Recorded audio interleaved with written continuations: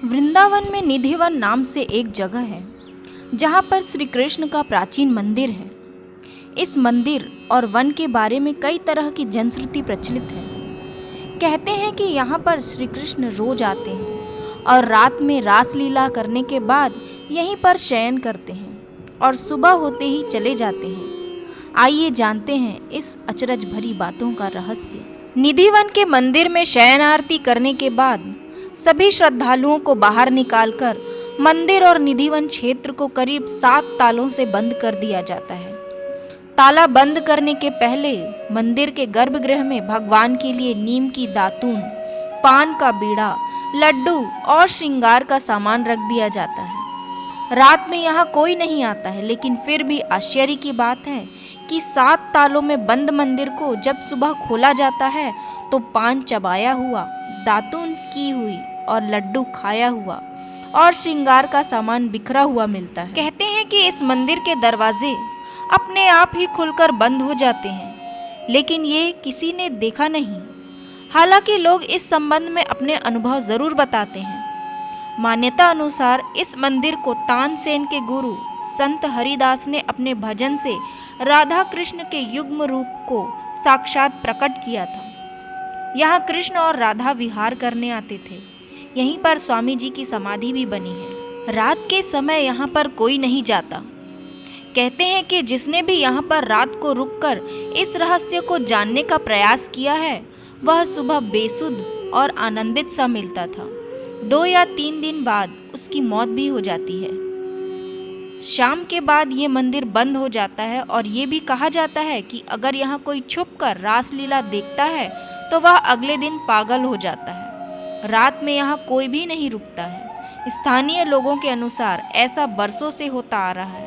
कुछ लोग इसे अंधविश्वास मानते हैं और कुछ लोग इसे श्री कृष्ण का चमत्कार। ये भी माना जाता है कि इस मंदिर में भगवान श्री कृष्ण स्वयं रोज रात को खुद शयन करने आते हैं। उनके सोने के लिए मंदिर के पुजारी रोज पलंग लगाते हैं और जिस पर साफ सुथरी गादी एवं बिस्तर के ऊपर चादर बिछाते हैं। पान का बीड़ा, लड्डू और दातून के साथ ही श्रृंगार का सामान भी रखते हैं। लेकिन कहते हैं कि जब मंदिर खुलता है तो उस बिस्तर की हालत देखकर सभी अचंभित हो जाते हैं, क्योंकि उसे देखकर लगता है कि यहाँ कोई सोया था। सबसे आश्चर्य की बात यह है कि यहाँ प्रतिदिन माखन मिश्री का प्रसाद चढ़ाया जाता है और जो बच जाता है उसे मंदिर में ही रख दिया जाता है। लेकिन सुबह तक वह प्रसाद भी समाप्त हो जाता है।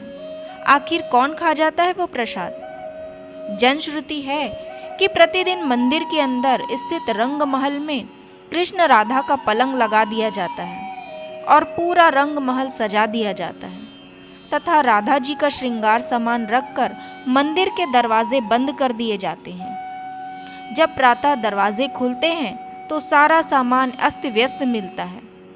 मान्यता है कि रात्रि में राधा कृष्ण आकर इस सामान का उपयोग करते हैं। कहते हैं कि यहाँ तुलसी के 2 पौधे एक साथ लगे हैं।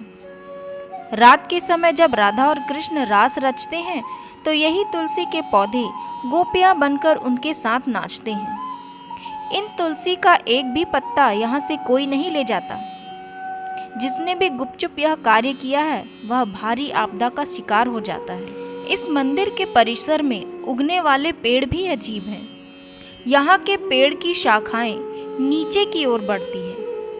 यह भी जनश्रुति है कि रात में ये सभी पेड़ गोपियां बनकर श्री राधा और श्री कृष्ण के साथ नाचते हैं और सुबह होते ही पुनः पेड़ बन जाते हैं।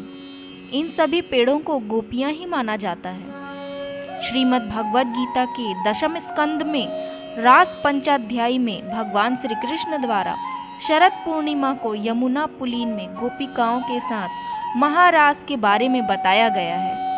आज भी शरद पूनम निधिवन में होती है विशेष रास लीला, लेकिन कोई इसे देख नहीं सकता, बस महसूस कर सकता है। निधिवन के आलिंगनबद्ध पेड़ दरअसल यही रासरत गोपी कृष्ण हैं, जो प्रातः होते ही पेड़ बन जाते हैं और रात्रि के नीरव में रास करने लगते हैं।